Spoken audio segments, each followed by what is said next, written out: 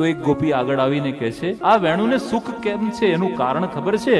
આ વેણુએ કેટલું બધું તપ કર્યું છે. બાંબુના રૂપે એ વનમાં ઉગે, અને વનની અંદર બાંબુના રૂપે ઉગે, કઠિયારો આવીને એને કાપે ને તો પણ એ ઉફ એવું નથી બોલતી. માટે આ વેણુ ભગવાનને વાલી છે. એનો નાનો ટુકડો કરવામાં આવે, એમાં 7 નાના નાના છિદ્રો પાડવામાં આવે, આટલું બધું દુઃખ સહન કરે છે ને એટલા માટે ભગવાનને વેણુ બહુ વાલી છે.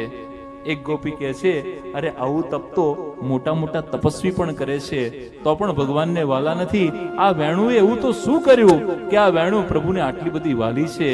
એક ગોપી કહે છે, આ તો સાક્ષાત સરસ્વતી સ્વરૂપા છે. બ્રહ્માજીએ આપી છે, સરસ્વતી સ્વરૂપા છે, માટે પ્રભુને વેણુ આટલી વાલી છે. એક ગોપી કહે છે કે આ વેણુ પોતાનું વધારાનું ડાપણ નથી વાપરતી. જ્યારે પ્રભુ ફૂંક મારે ને ત્યારે જ વાગે છે. જેટલો પ્રાણ પૂરે એટલું જ બોલે છે, વધારાનું ડાપણ નથી વાપરતી ને એટલા માટે પ્રભુને વાલી છે.